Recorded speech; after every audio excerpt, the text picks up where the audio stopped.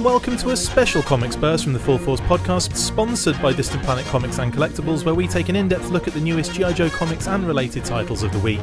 With me as your host, Chris, a bold new era McLeod, aka Diagnostic 80. Joining me on this episode is Paddy, a bald new era Lennon. On this instalment of your absolutely favourite kind of burst, we have issues 2 and 3 of the brand new Transformers comics from IDW Publishing, so without further ado, let's get stuck into this comics burst. Your life is yours to shape. These words form the backbone of the Transformers society, but Cybertronian police officers Chromia and Prowl learn there's a dark underside as they investigate the murder that's caught Bumblebee in a web of lies and secrets. I, unfortunately, continue to be a little bit underwhelmed by this one, Paddy. I mean, how are your feelings going into the second issue? Well, I don't want to spoil anything, but this is the first ever one potato comic rating I'm ever going to give. I've already flashed it up on the screen as well. Right, issue 3. No, I'm kidding. I mean, what fundamentally, what are the issues that you have with it? We don't want to go into like crazy detail, but I mean, just take us through why you have such an issue with this issue. It's a painfully slow issue. Yeah. With some of the worst dialogue I've ever seen in a Transformers comic. Yeah, I have to agree. It just is. Like the last scene of the comic is Megatron addressing a crowd of future Decepticons. Because they call them Decepticons, but we know what they are. And it's some of the dullest dialogue I've ever seen from that character in 6 or 8 years of comics. In the previous, I know we're going to keep comparing this run to the previous run because we were both big fans of the previous 13 years of comics. But like, where is this great orator that Megatron was? He's supposed to be a leader, a guy who can inspire tens of thousands of people to rebel and commit acts of violence. And this guy just seems to be very neutered or something. Yeah. No, I agree with that, yeah. I wouldn't follow that guy to the pub for supper. Never mind follow that guy into a war. Like, if one of my friends was like, Paddy, let's go to the pub and have some pints, I wouldn't go with them. No, I agree. I definitely feel like... The funny thing is, this part with Megatron at the end is the only kind of thing that sticks out, really. The previous bit is so boring and slow. It's the only actual event in the entire comic. So there's the worst assassination attempt ever is made on Megatron. There's an explosion that does no damage whatsoever. It barely even knocks Megatron and Shockwave over. And then Megatron takes 3 shots to various parts of his body that do no damage and don't even seem to noticeably slow him down. Yeah. But that's it. Megatron bashes through a wall, and the last panel is literally Megatron standing there, not moving, going, gone, gone. But there will be an answering for this. I will have an answer. That is the weakest bit of dialogue, isn't it? It is so weak. And actually, it also doesn't make you want to read the next issue. There's nothing there forcing you to go, oh my God, I have to come back to the next issue. Had they ended it at the explosion, and so you didn't know what happened, you didn't know how injured Megatron might be, you didn't know if there had been any other casualties, that might have motivated you to read the next issue, but they just ended on this kind of damp squib. Yeah. And it's a very confusing way to end the issue, I think. It just doesn't motivate you to read the next issue at all. No, something that kind of popped out to me just in this little segment at the back, the Megatron element, is the fact that you start off in one style and the art changes like all over the place. You have this kind of very almost like the Star Trek versus Transformers style when you see Megatron punching through the wall on the last page in the middle panel. That to me looks like something that could have been in the Star Trek versus Transformers kind of art style, because even like the movement on his right fist as it's punching, you've got these kind of waves coming off it which are very, very cartoony, very thick lines. But then the start of the actual part with Megatron, it's all very polished and I don't know, like different kind of style almost altogether. That could be somewhere else. And I know that it actually does switch art styles from the first part to this part as well. Like, it just seems that, again, the cohesion is missing for me. And just to kind of mention it at all, but at the beginning we get a bit of foreshadowing is what I can see. We get introduced to new characters. We get introduced to Wheeljack and some other, bits and bobs here and there. We've got Chromia and Windblade and all those kind of on the scene. Prowl as well. He's kind of introduced as the asshole that he is. And, you've got this kind of weird personality of Bumblebee, which I still haven't grasped, and we'll get into that more in the next issue, but I still haven't grasped what Bumblebee's personality is. He doesn't seem to be anything like his previous incarnations. There seems to be an element of almost show-off and a little bit of ego in this particular Bumblebee character. This version of him, he's not the easygoing, friendly Bumblebee we're kind of used to, I think, in G1. It's a bit disjointed, though, because sometimes we get that egotistical Bumblebee, and then sometimes we get the very nice, fun-loving, cutesy Bumblebee. So I don't really know where he is, Well, actually, it's funny because I think in the entire issue, the only character to show any sort of consistent personality or any personality at all is Wheeljack. Yeah. Like Wheeljack, it seems to be 100% the Wheeljack we're used to in various iterations of him. But the other characters, and even Optimus, their personalities aren't sketched out almost at all. You'd hope there'd be a little bit more of that to, a couple of issues in. Yeah, I mean, what I find quite confusing is you've got a lot of characters of very battle hardened, and yet they haven't had any kind of battles. They haven't had any of that for what looks like ever. So you've got, I think Chromia is the one that sticks out to me. Windblade is a little bit kind of reactionary, and Prowl is a complete asshole. And you've got all these kind of characters that are in and around this kind of, the death of Brainstorm, but they're all very hard-nosed and very, we're going to find out who did this and we're all angry about it. But if you've been through peace for this entire time, that wouldn't be what they wouldn't be like that, would they? It's hard to like any of the characters so far. Yeah. You have to like spending time with characters for you to enjoy a book. Yeah. And at this point, I'm not really liking any of the characters enough to say I need to come back and read this next month. Agreed. And the plot isn't doing anything for me either. So you can forgive a poor plot if the characters are really well done, but this isn't really firing on either of those cylinders. I don't get the premise of Rubble and Bumblebee at the moment. I don't really understand this whole thing of having a mentor and just basically wandering around doing nothing all day. I don't get it. I don't understand what that's about. They just seem to hang out, and Bumblebee doesn't seem to really teach Rubble anything. Teach him anything or show him around. When Rubble is taught some stuff, he's handed over to Wheeljack. Yeah. If that's the case, why not give him to Wheeljack? Yeah, Wheeljack can be his mentor. Yeah. Yeah, who seems to be a very open, fun-loving, enthusiastic guy.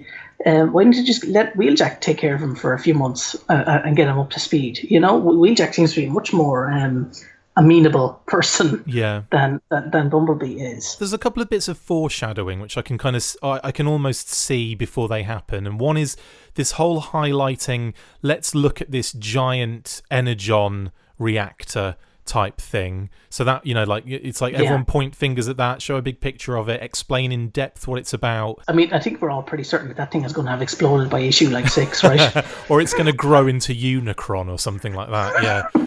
I know. I can see what you're saying on that one. I think they're basically almost saying, "Oh, look at this dangerous, massive thing that's probably going to go, so that we're going to be f***ed for Energon for the rest of our lives." Now, I'm calling it now, and the listeners can confirm this in a few months' time and see if I'm right. Rubble is going to turn out to be a Decepticon in the end. Oh yeah, I think that's a safe bet. And I wonder if he's literally just Rumble.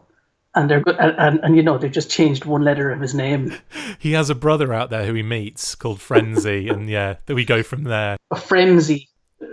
Yeah. and Rubble. And they just Frezzy. Eventually they just Freddy and Rubble, and then soon, eventually they're going to meet Soundwave and be like, "Hey, we'll be your cassettes," and then Rubble will turn bad. I totally agree. I think that's definitely going to happen. What I do need to point out that the art in this issue is extremely poor. Oh yeah, I agree. It's very weird. Page 4 of this issue might be the worst single page of art IDW have ever published. None of the characters look like they're the animated versions of themselves. Yeah. Like they were drawn in really roughly, hoping that they would come back and ink them properly later or something. Yeah. And they forgot to do that. None of the characters, it's a rush job. The artist seems to, Hernandez seems to forget to draw their faces half the time. Like if you look at a lot of the panels, their mouths are missing or their noses are missing. So he doesn't give them, he skips the facial features quite a lot. So that's starting to annoy me because it makes it look like it's a rush job. Yeah. Which is starting to really grate on me at the moment. I agree with that that statement. Anyway, Totally. we should probably stop kicking it when it's down. You've already given it one potato. I've already given it one potato. I'll be honest with you, after I read this issue, I seriously debated whether I would stop buying it. That's how bad I thought it was. I know, I agree. I think that especially when you've come off a 13-year run where it's, you've had your ups and downs and so on and so forth, and it didn't necessarily finish as strong as we wanted. We would have liked. But there were high points during that entire run. We loved it. We wouldn't have bought it, pretty much every issue if that was the case. But this, I think, coming into this, I had so many high hopes. I thought that maybe we were going to get something that was different. We kind of haven't, but at the same time we have. So the difference for me is the quality. And I feel like you're right, the art looks really rushed in this issue. Like it was just, there are certain pages that are really detailed and look really good from the same artist who was just literally rushed through, or just, like you say, kind of sketched a little bit of it. And that's fine. In some cases, I don't mind little kind of sketch-based comic art, but if it's completely inconsistent throughout the issue, then it's you lose me. And also the fact that the Megatron bit part at the end completely changes style, but then within that has different stylistic kind of and it's inconsistent within its different style within as well. itself. Yeah. It's just I agree, like that it's just hard to kind of enjoy. And also another thing that I've found, I know they're kind of trying to copy the toys to a massive degree. I think some of that, like the fact that you've got a very animated style, good flowing movement, the build of the actual figures looks like like it could actually be a thing. You get to the Megatron section and they're all blocky, their heads have no necks because they're like literally the toy, and they look like they can't move properly. It's like how is this even a thing? That's all through the issue as well, where there's a lack of consistency even within the issues. Ironhide looks different in every other page he's on. Sometimes he looks really, really toy accurate, and sometimes he looks like he's just been like drawn from memory or something. Yeah, poor memory. Yeah, he's drawn really blocky in some points. He's super toy accurate in some panels, down to the fact that he has his 5mm ports on him. Yeah, and then the next page he might be just sketched in roughly without any detail at all. It's a very frustrating read. It really is. So I'm going to give I think from my point of view, I'm going to agree with you. I'm going to give it a 1 because this was just like it's just so I don't know, like plodding through, and I'm really not that interested in it at the moment. And even the bits that are supposed to be interesting just aren't really grasping me. And I was hoping that at this stage we would have seen a difference. But now let's move on. Let's move on to issue 3. High above Cybertron, the planet's inner moon unfolds to become a gigantic energon harvester, a magnificent show for Bumblebee and his new friend. Meanwhile, Megatron is assembling a new security force, but rumours abound about the new team. And unfortunately, I feel that there's absolutely no change in any of my feelings before. I think it's slow moving. I think we get some of the same issues that we had in the issue 2. And I really just, I don't know, I'm losing patience with it. How about you? Yeah, I have to say, I think this was a slight improvement from issue 2. I think the art is slightly better. It's a little bit more consistent. But again, it's quite obvious that Meggs is behind his own assassination attempt and the murder of Brainstorm. Like he's creating the crisis as an excuse to get power. Yeah. Like that's the only reason why everything's been done so poorly. Like if this ends up being like the big reveal in a couple of issues time, I'm actually going to cancel buying the comic. Yeah. Because it looks to be so signposted. The other thing I didn't like was, we have a single death, the first murder on Cybertron in 100 years or whatever, and then the world's worst assassination attempt, and suddenly Megatron is raising an army on the back of this. Yeah. Like that sounds like a real justification to start an interstellar war, isn't it? Yeah. Like, as you say, I don't really want to keep egging on the same points. It's slow. It's not very interesting. The art is not good enough to want me to keep reading. The art doesn't excuse the poor plotting and the poor dialogue choices and just the lack of engagement that I'm feeling with it. Yeah. It's better than issue 2, which isn't saying very much. Yeah, I don't mind a slow burn, and I don't mind, having to develop a story and this kind of stuff. But to this point now, we're at issue 3, And all we've had is just very basic back and forth dialogue. And I'm kind of thinking there's just nothing really going on, but something's going to come eventually. But are we going to get to the end of this, and then issue 4 is going to be much of the same, and we get to the end of issue 4, and it's like maybe 5 could be the bit where we're going to have more of the same in 5, and I get the feeling that that's going to just be that this is going to be the pace of it, And we are now a quarter of the way through the series. It's 12 issues. It's been solicited as. Like, Jesus Christ, will somebody hurry up and throw a grenade or something and start something off here? Yeah. Somebody assassinate an archduke or something and get the ball rolling. We're 25% of the way in, and literally, has anything of interest happened yet? No, and also the things that have happened that would be of interest, the readers don't have any basis for. So we didn't really know who and what Brainstorm was like, because he was killed instantly. Why do we care that Megatron was nearly assassinated? Exactly. Yeah. There's obviously there's that too. Like, if I was coming into this as a new reader and didn't know who Megatron is, why would I care? Like, who is this comic actually aimed at? Leave a clue on the page of who it could be, or push the reader in one direction to make them think something. Like at the moment it's just there was nothing there to really work with. It was just an assassination attempt, and that's it. We don't know what it is. Okay, fair enough. Out of all of the things that happened at the end of issues, like the Megatron one I can kind of see, or okay, but like the Brainstorm one is only, it's only a shock if you know who Brainstorm is, which we do, but from a previous iteration. We don't know him as a character. And then at the end of the issue 3, which is the one we're talking about now, we get this thing called Codex, which is like almost like a transformer kind of merged into rock that Optimus Prime consults like an oracle. But also, we don't know that. And we don't even know why he's going to talk to this character. I'm making a lot of assumptions there. Yes, exactly. I think it's telling that the Nick Roach cover the cover is just Optimus Prime opening a door. Yeah. Which is actually, by default, the most exciting thing to happen in this issue. It so is. I mean, this is all stuff that will kind of become clear as we go along, and I think one of the hindrances of a story like this is that we don't have everything to binge at once, so you're kind of having to wait to see what happens. So it feels a lot more drawn out than it could possibly be if you just had the trade. But still, even then, like, I think we're quite a way in now, and I'm already having like serious concerns, much like yourself, about staying on with a comic like this. I do think it's art-wise, I think this is, compared to the issue 2, I think this is really, really solid. There's some really beautiful kind of parts in there, and some of the colouring is actually, very, very good.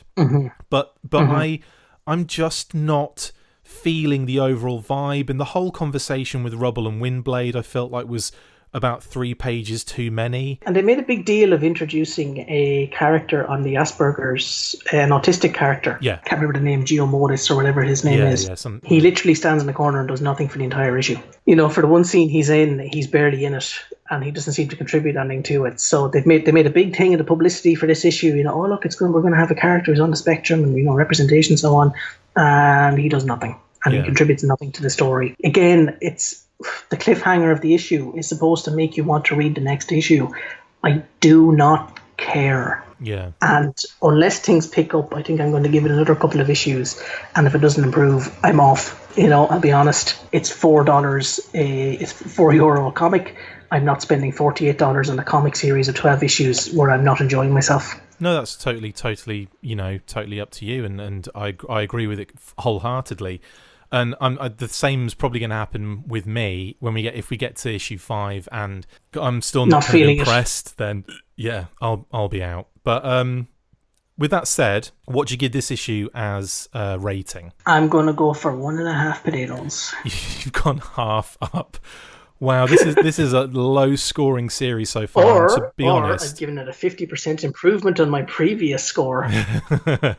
I would probably suggest that this is nowhere near what I would suggest a 3-star comic would be, and certainly nowhere near as bad as a 1-star comic. I'm going to drop straight in the middle of that with a 2-star rating, or a 2 potating, because you could say I'm slightly intrigued with some of the elements that are happening here, but at the same time it's just not working for me. Are you excited to read the next issue? I think the only thing that would even have any intrigue was to be like, who is this Codex? But at the same time, like, I'm not that fussed. Like, it's not really, I don't know, unless this could be, from what I can kind of maybe grasp, and I'm assuming a lot of things here, maybe Optimus Prime is the only person that knows about this particular area of Cybertron. Maybe he's the only one that knows about this particular character. Maybe it's a bad thing and that's why he's keeping it from everybody, and this is an element of his personality that will add a little more depth and make him a little bit more of an edgier character. But other than that, I would imagine that this is just another foil for Optimus Prime to find out what's going on. I don't know. Another excuse for an exposition dump about a whole bunch of you don't care about. Yeah, I mean, I think I don't want to be that person that says, oh, you know, there's no space for, I don't know, kind of like dialogue in comics. Of course there is, but I really do feel like when that balance isn't right, that you just end up with what is effectively a real boring of a comic, and that's what we've got here. It's just a boring of a comic. Nothing is happening. They're definitely building up to something, but it's just, you know, if that something is really, really good, then great. I don't feel like I'll have wasted my time, but we know in the back of our mind what they're building up to. Yeah, they're building up to Megatron raising an army and starting a war. Which, fine, you know, if that's it has to happen to a degree because they've got toys to have a good and a bad faction. So something like that has to happen. I understand. But if we know what the end of it is going to be, we need to enjoy the way they get there. I agree. And we're not enjoying the way they get there. Or enjoy when they get there too. Like, we have to enjoy that when it's actually happening. But I know what you're saying. Like, I'm not saying there have been stories that I've started, thought were going to be crap, and ended up being really good. It doesn't happen all the time. Usually you're spot on with it. Like, usually it's like you get into a story and you think, okay, it's all right. But then by the end of it, you're like, no. But there have been stories that I've loved the start of, and then they've finished awfully, like Mask, for example.